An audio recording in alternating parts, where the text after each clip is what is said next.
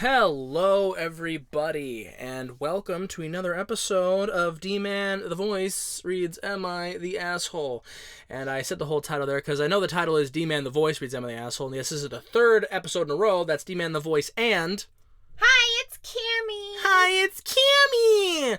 Yeah, well, we live together, and she likes to do these too, and also I like it when she's here, and we do stuff, and so technically it's D-Man the Voice and CAMMIE reading, Am I the Assholes? But more often than not, it will be just me. It's just this happens to be a little spurt here where we both have some time. Mm-hmm. So anyway, we're gonna We're gonna dump into this one. We're gonna dive into this one, and we don't read these beforehand, but we do read the titles to see which ones to pick. Yep. And the title of this one is Wild. So I'm not gonna tell you right now. I'll tell you once we get into it, but. The title is Wild. Okay, let's fucking go, I guess. Jesus Christ. Let's go. Alright, I told y'all the title was Wild, and I meant that shit. Am I the asshole for yelling at my aunt after she kept pressuring me, are you ready, to marry her son? You heard what I said. Am I the asshole for yelling at my aunt after she kept pressuring me to marry her son, a.k.a. her cousin? Her cousin. Her cousin. Marry her cousin. What? I suppose we should read to see the context of why you would be marrying your cousin. Sweet home Alabama. Okay, let's go. I'm 24 female from Pakistan. Okay. Here, cousin marriages are common. Okay, so it's a cultural thing. Not to be disrespectful to other people's cultures, but that's weird. That's weird. I get it, okay? Cultures are different. Countries are different. They have different standards of behavior and stuff, and we gotta be respectful and all that. I understand that. But we can all agree that regardless of cultural differences, cousin marriages are weird, right? They're weird? It's not just, the Americans saying it's weird. Marrying your family members is weird. Don't marry your family. Universally. I don't care if it's a common thing. It shouldn't be. Okay. Her marriages are common. My aunt keeps pressuring me to marry her son, 25 male, since I was a teen. This started in my teen years. My aunt would start making jokes such as, quote, you'd make a good daughter-in-law, or, quote, you and her son's name would make a good couple, etc. As a teenager, that's wild. That's weird. Now it's weird because now you're pressuring children to marry their family members. I'm uncomfy. I used to brush it off back then, ignore it and such, hoping it would stop, but they never did. Instead, it started being more common. Oh, good. She started doing it every time we met, and I've shut her down politely every time, saying I'm not interested and it won't ever happen. Good for you. Good for you. My mom knew how much it bothered me. She didn't want to disrespect her elders, so she kept quiet and only spoke about it in private when my aunt messaged her. How much older is your aunt? Yeah, that's what I'm saying. How is it your elders? Was there an older sister? So there's I get different cultures have different levels of standards of respect for elders and shit like that. So whatever. My mom told me to keep quiet and ignore her because she won't let it happen. Okay. This was very uncomfortable. This whole thing gave my cousin some wrong ideas. Oh my God. Because he started messaging me in private saying things like, we're getting married in the future, so why aren't you talking to me now? Ew. Icky. That's still creepy. Even if it's just a guy and not a cousin. Icky. Even if it wasn't a cousin, icky. We don't. It's extra icky cause cousin, but it's still be. It'd still be icky. Yeah, I just ghost him and ignore his messages. All okay. Right. Just a few years ago, I lost my temper at a family gathering after my aunt said, you're all grown up now. When are you going to marry him? Our decision is final. Our decision is final? Damn. Whose decision? Not hers, clearly. And hers is the one that matters, because she's the one getting married. I get that, like, arranged marriages and shit are a thing in other countries.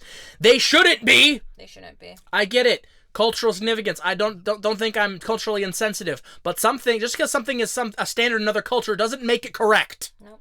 Okay? Forcing people to get married when they don't want to is universally wrong. Yep. Marrying your family members is universally wrong. I don't care about cultural differences. Okay. The strong feeling of ick and cringe just made me lash out. Let's go. I yelled at my aunt, calling her stupid for not listening to me and not understanding what no means. On God. Good for you. Allah, since we're in Pakistan. I used mild swear words as well. Not the swear words. Ooh. As well, and it was a whole heated argument. Damn, she used the mild swear words. Did you say you don't give a heck? Did you? Oh my God! Did you say that you're tired of this crap? Not crap. Oh my God! We're not mature enough. Oh my God! We're not old enough. I'm clutching my pearls. We're not old enough to swears. My God, we're not old enough. Okay. To end the argument, my brother had to physically carry me out of the house. Get your shit, girl. Where I had a breakdown and we all just left her house. My mom was hurt by this a lot, and I could feel the pain in her voice whenever we spoke about this. She said she just wishes I'd handled it differently. She tried to handle it differently. For several times, be polite and everything, and the aunt wouldn't let it go, and then said some shit like, our decision is final, like, the decision's already been made, you're marrying your cousin. No. After this came a series of unwanted toxicity and drama. My aunt yelled at my mom, making her look like a terrible person for letting that happen and cut off all ties. She influenced my mom's oldest sister and brother to do the same. Jeez. Great. My cousin got married to someone else, and we found out about it through someone else. He got married and divorced just later that year, and somehow my aunt managed to partially blame me and mom for that divorce, even though we played no part in it. My mom deals with her siblings often, and sometimes they drag her into dramas. I've seen her cry in her room alone because of this, and it makes me feel bad. I feel like I should have done better or done things differently for the sake of my mom. All this toxicity and drama would have been avoided if I did things different. Okay. So, I can understand feeling bad for your mother, who did no wrong, and because you love your mom, you want to do good for your mom. But you standing up for yourself is not a bad thing. No, it's not. I mean, I'm sorry that it made your mom's life harder because her siblings are awful, but that still doesn't make you wrong for standing up for yourself in this regard. So right. Okay. Coming from the understanding of like the cultural differences. Sure. So, if anybody doesn't know, I'm Asian. Yep. And I grew up fairly Asian. Right. So, I understand the whole, like, not like, the respect to your elders kind of thing, and the whole, like, just not talking back and not getting in arguments kind of thing. And as that generation that kind of started really evaluating your relationships with your family members, because that didn't start happening until like around our generation. Yeah, millennial generation. Right, yeah. Where we just kind of start evaluating our toxicity in our family members, and then realizing that that's probably not the way that we should be handling these things. Right. I can see why the mom is, I mean, I appreciate that she is standing her ground, and she is trying her hardest in what she can do to kind of fight back for her kid. And I just also want to say is that if she's crying too, I have to imagine there has to be a bunch of mixed emotions, because I know with my mom, hi mom, I know with my mom, she struggles with like going back and forth between wanting to defend her children and wanting to do what's right by her kids because she loves us, and then at the same time trying to placate family members to keep them happy. and I'm only kind of confident in saying this because I don't think my other family members will be listening to this. Who cares? But that's, and so I understand that point of view where it's just hard to kind of, like I said, like, cause it's like she goes back and forth between wanting to defend us and to placate her other family members. One, to keep a relationship with them, and two, to kind of just make everybody happy. Mm-hmm. And that's unfortunate for our those generation, like where our parents grew up, was that they just have to make everybody happy, mm-hmm. and go against their better judgment on what would make themselves happy. Mm-hmm. And so my mom had to kind of realize, and she just finally realized, I'm in my 30s, and she just kind of realized that what she can do with all of that. Mm-hmm. And she's working on herself, and she's going through counseling, and I'm very proud of her. Mm-hmm. And, but it doesn't make it any less hard. Right. So I feel like, and I'm very happy that this woman stood up for herself. Good for her. Mm-hmm. My only, not concern, but I feel bad, I guess. Mm-hmm. Like, I understand why she just kind of feels bad for her mom. Right. And, like, because my relationship with my mom, like, my mom and I have a good relationship. Mm-hmm. And so, it's always, and it's interesting to kind of see, like, the similarities in different cultures, mm-hmm. because I can see this whole thing, not the cousin thing. That's unique. That's unique. Yeah. That's what we call taboo. But the situation surrounding an argument with a family member because they are disregarding your wishes, mm-hmm. and that as that parent, trying to placate and trying to just be that middleman. Right. And thinking, okay, could I have said something differently? Could I have made, like, a different comment kind of thing? Mm-hmm. You tried. Right. She absolutely tried her hardest. And it's, honestly, it's a cultural and a generation thing. That's nothing, like, we talk about this often, where sometimes, like, our grandparents grew up in a different generation than we did, mm-hmm. where they just have different views than we do, mm-hmm. and that's super unfortunate. And I know some people are going to say, well, that's not an excuse. I think it's a pretty good excuse, to be super honest, because I know our grandparents have no hate in their hearts, but they just have really strong opinions politically. Yeah. Even though they don't have any kind of hate in their hearts for anybody else. And that's just a generation thing. Mm-hmm.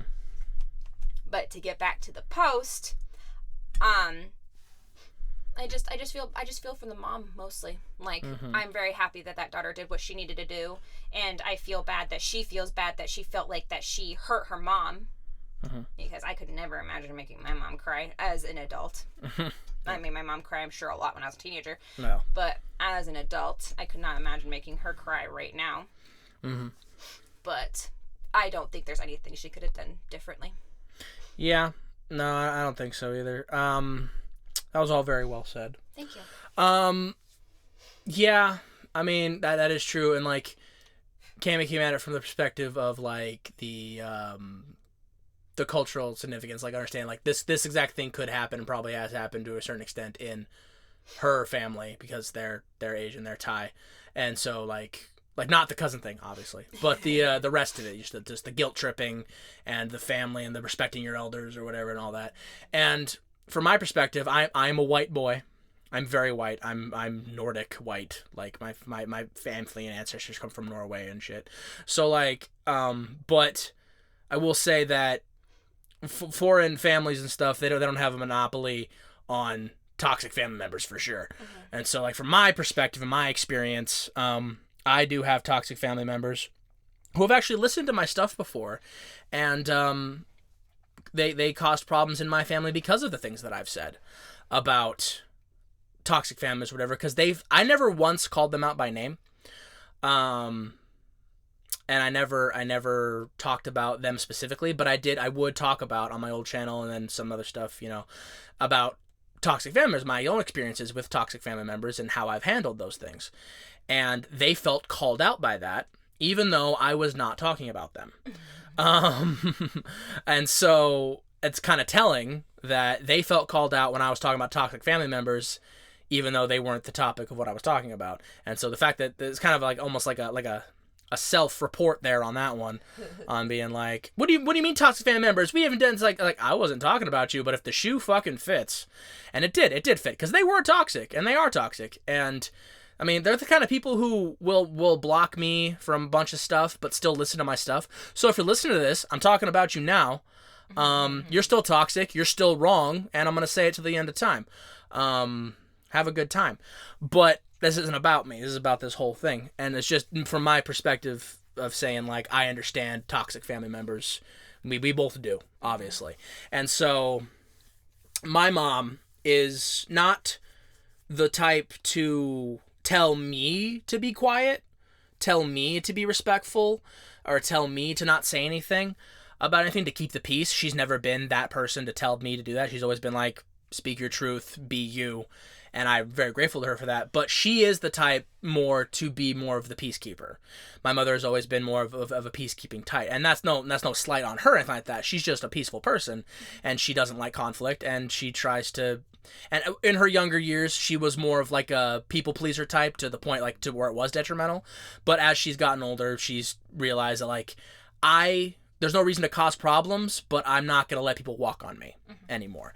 And I'm very proud of her for that, honestly, like especially because she has her own. I'm not going to air her specific traumas out here, obviously, on the internet. It's not my place to do that. But she has overcome a lot of those kinds of issues with like being the people pleaser, letting people walk all over her to the detriment of her own happiness, and she doesn't let that happen anymore, and that's a great thing. And so, but like I said, for my part, she's never like how your mom kind of was like, not to say your mom like made you keep the peace, but just was more of like the be nice to your grandma or whatever, and be good and whatever, because she was like that. So she didn't like so much make you be like that, but it was more of like this is the culture of our family. Right, we have to respect everybody. Keep the peace. Keep the peace. Yeah, we keep the peace. My mom never did that, to be fair. And I don't know how much of that was my mom and how much it was the influence of my dad, because my dad was also never the type to keep the peace. My dad was the type to say what he means what he says, speak up, and he stood up for my mom against her own stuff that was happening, and he helped her through a lot of stuff. And being like, hey, you don't have to let people treat you that way. And so, like, I don't know how much of that is her influence, how much is his influence, but I've always, as you've probably heard, if you know me in person, you know, if you've heard me enough, I am somebody who says what I think. I'm somebody who says what I mean what I say, and I'm not going to apologize for it, right? I don't mean to hurt anyone's feelings. I'm not going to go out of my way to hurt anyone's feelings. I'm not going to say nasty things to people for no reason. But if you ask me my opinion, I'm going to tell you what it is, and I'm not going to let people push me or mine around if I have anything to say about it, right? And so, like I obviously don't let people force things on me, and it extends to CAMMIE. It extends to my mom, extends to my friends. Like, if you're one of my people, I'm not going to let you be treated that way. And so, in this situation, I commend this girl for standing up for herself, because I think that's very important. And while recognizing, like you said, why her mother would have difficulty. Right. With that same thing, because she grew up in a different culture, different environment. Obviously, kids today, they're a lot more outspoken than they used to be. And that's good. That's a good thing. Being more outspoken, be able to stand up for yourself is a good thing. It's not a bad thing. But understanding that, like, our parents grew up in a situation where they were very much stifled. And now, in this new era, trying to grow out of that is very difficult for them. Especially in the culture, given the cultural significance of this, which is, you know, obviously in Pakistan, all this stuff, it's a lot more, obviously America is, maybe not in recent times with the political landscape, is more free than other places. Maybe that'll be changing soon. But, like other places, it's just, you're not allowed to talk a lot like the way you were able to talk in America. You know what I'm saying? The censorship is a huge thing, both politically and in families across the globe, that isn't really that much of a thing in America. Especially considering gender and age.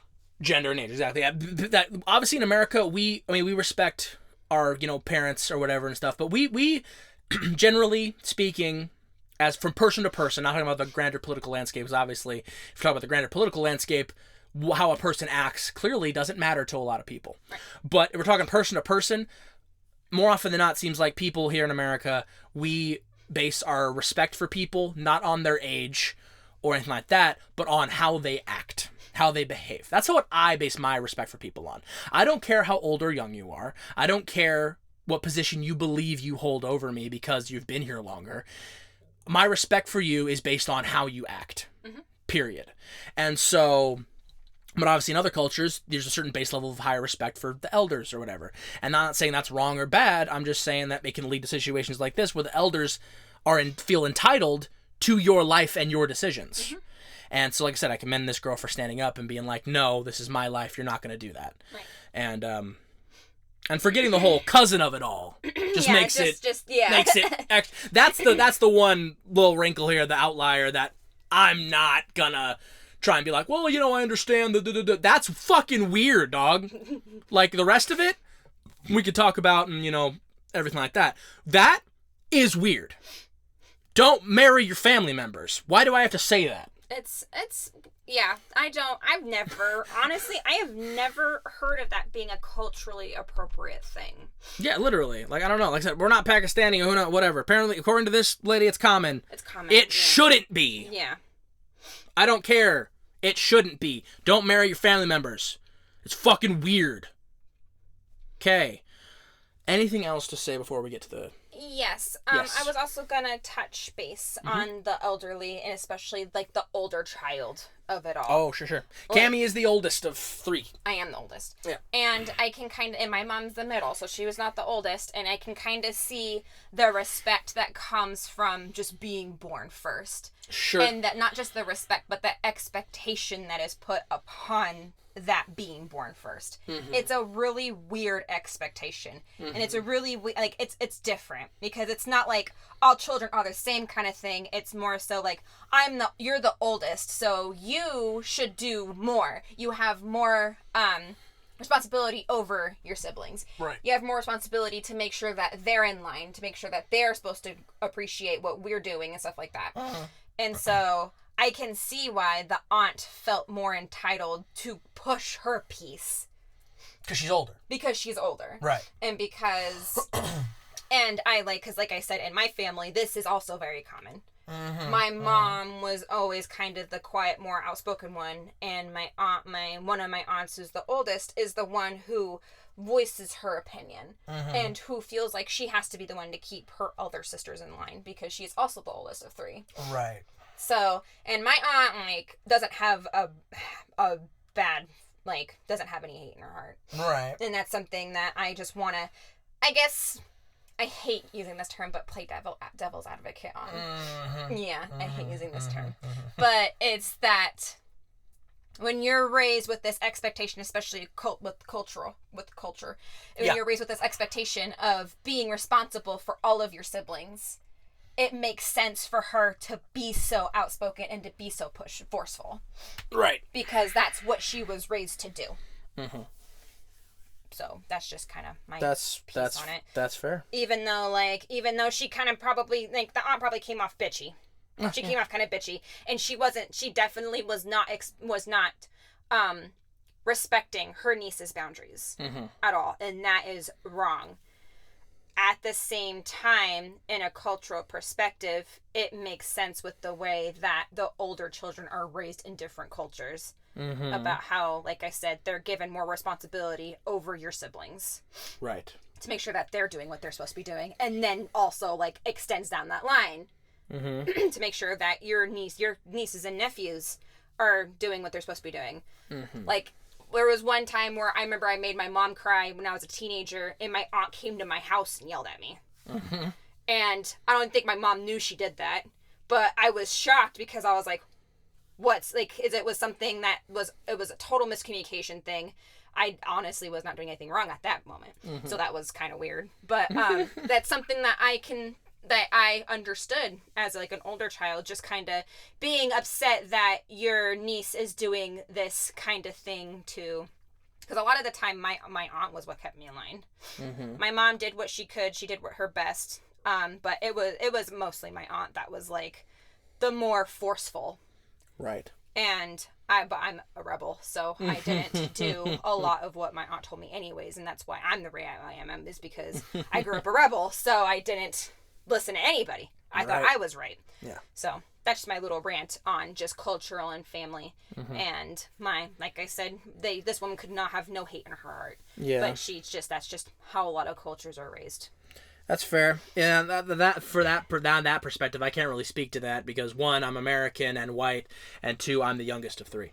So, I didn't have that much of an experience. My dad had an older brother, but his older brother never tried to parent me because my father wouldn't allow it. Because my father, mind you, his brother was older than him, but my father beat the shit out of his brother because his brother was an asshole. Hey, Matt, if you're listening to this, you were an asshole growing up. You know that. But like, yeah, my dad was tougher. So basically, he's like, you don't get to. I don't know if my uncle ever tried. I don't think so. I don't remember a time where he ever tried to tell me what to do. But I know my father wouldn't have allowed that. Same thing with my mom. She has an older sister, and I was always expected, obviously, be respectful. Right. You be respectful. You respect, people, whatever. But like, and like when she was an adult and I was to listen to her and everything like that. But it was never like they weren't allowed to parent me. Right, I had to listen, and I was a respectful kid. I didn't, cause many problems. I had my own rebellious ways, but it was from my perspective, like I can't really speak to that what Cammie was talking about because, like I said, I'm the youngest and I'm not part of any sort of culture like that. So, from the American youngest child perspective, that's a little bit different. My parents parented me, and that's about it. My older brother was not. I have my oldest brother because I have an older brother and older sister. And my oldest brother, like he wasn't really. He didn't like. I'm not saying he didn't look out for me. He did, but it wasn't like it was like he never parented me, right? You know what I'm saying? Sometimes older siblings parent their younger siblings. He never did that. Neither did my sister. It was we were all fairly equal, even though he was 5 years older than me. So it's like the real crux of what we're talking about here is just different perspectives, coming from different cultural backgrounds, different upbringings and stuff like that, and just how those experiences shape the way you look at things as an adult, and the way like Cammie seeing this whole thing one way because of the way her family and everything happened, and I'm seeing it a different way because of the way I was brought up, and neither one is wrong. It's just different perspectives, and it provides much needed discourse and perspective on this situation because everybody listening to this is going to listen to it with a different set of ears, and some people are going to be like, see what Cammie's perspective is talking about. Some people are going to listen and see what my perspective is talking about. Some people are going to have a completely different perspective on things and not agree with anybody or agree with both of us, whatever. But that's the beauty of it, is we talk, we discuss, and we learn, right? And like now my perspective is broadened on how I look at these things because of her. Because I would have never looked at it that way if she hadn't said those things. Right. And so because as the oldest, as even though me and my siblings are all adults, I will still, like, with one of my brothers, he will, like, if he raises his voice at my mom, even in my presence, I'm like, no, you watch your tone. Yeah, watch your mouth, boy. Yeah. I So, like, saying, and that was my responsibility, expectation growing up with them. Right. Was keeping them in line. And so I still do that. I still did that as the oldest sibling. Exactly. It wasn't to an extent that, like, my mom was raised, but I still keep my brothers in line. Right. I still have to if I tell them, I'm like, no, this isn't how you do this. They listen to me. Right.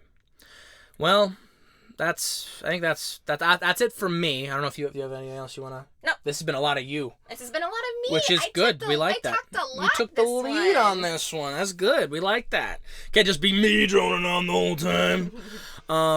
Yeah. So that was a good discussion, good discourse. We were done with the actual story at about 13 minutes. We're about 28 minutes now.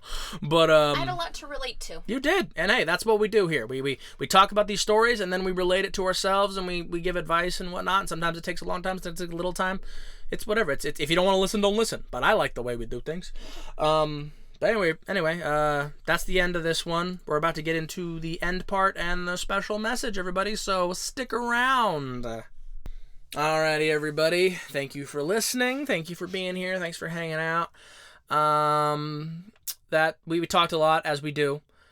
These usually tend to go longer when it's me and Cammie, because obviously it's two people, two perspectives, more time to talk, what have you. When I do it myself, it's a little bit shorter. Whatever you like. But again, thanks for being here. Thanks for listening. If you have different perspectives, sound off in the comments of whatever podcast you're on listening to. This thing's available everywhere, so listen to it wherever you feel like listening. Newly available on Spotify, so hell yeah, buddy. But yeah, so I'm not sure what to say for a special message because we're at the end here. That's usually where I do the special message, everybody. But I guess for the special message, respect, I guess, would be the word of the day, because we talked a lot about that. Respect, your family, respect your friends, respect the people who deserve it, right? But most importantly, respect yourself. And I think that's what really is the point here, is that girl tried her hardest to be respectful of her family and of her aunt and of all the stuff and the culture and everything up to a point. Yep. Up to the point where it was too much. It was untenable. She couldn't stand it anymore, her aunt's behavior, and she just lashed out. And whether or not you agree with her lashing out or not, you cannot deny she stood up for herself, and she should have. Yes. Because she had tried to be polite and be everything like that and just ignore it, and and they would not leave her be. Yes. So eventually she had to do it herself. She had to stand up for herself and be loud and let them know. And so that's really the word. Like I said, the word of the day. Respect those who deserve it, whether that's family, friends, whoever. But always respect yourself and have enough respect for yourself to know when enough is enough and to stand up for yourself. Yes. What do you got to say? Just you kind of got it perfect, honey. Just respect. Make sure you're not messing with your own boundaries to try to give that respect to anybody. Yeah. Even your partner. Like, right. Your family and your partner should understand your respect for yourself enough not to make it a problem when you do it. Exactly. And that's really the thing, is, like I said, you respect those that deserve it, and nobody deserves your respect more than you do. Yes. And so that's the thing, is never be afraid to stand up for yourself, right? Be open to listening, mind you. Like, listen to people and their perspectives. Don't have so much quote unquote respect for yourself that you just shut out everyone else's perspectives on things and just be like, well, I have too much respect for myself to listen to you. That's not the same thing. That's not what I'm talking about. I'm not talking about being shitty, right? Don't you like, those of you who know, there's a difference between having respect for yourself and being shitty, okay? Having respect for yourself doesn't mean you don't listen to anybody else or you automatically think you're right all the time. Respect for yourself just means that you don't allow yourself to be pushed around or bullied, and you know when to stand up for yourself. Yes. And that's the real sense of it. So, yeah, that's it, everybody. Respect yourselves, respect your people, and just take it one day at a time. You're doing fine. Love yourselves. Kings and queens. Kings and queens. And they, them friends. What do we call those? Emperors? Captains. Captains of industry. Yes. Yeah, like everybody out there, man, woman, trans, non-binary, gender fluid, all of you, everybody. You're all worthy of respect. You're all worthy of love, unless you're a dog shit person. Yep.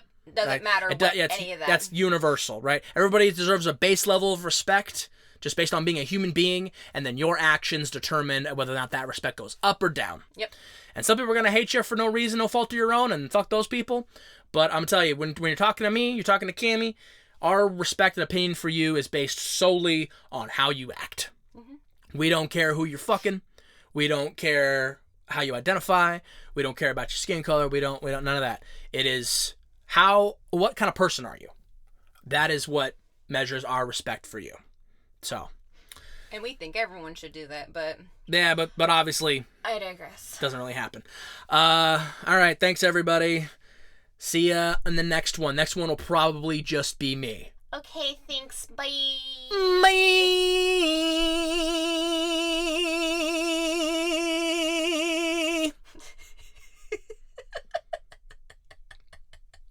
That was a lot.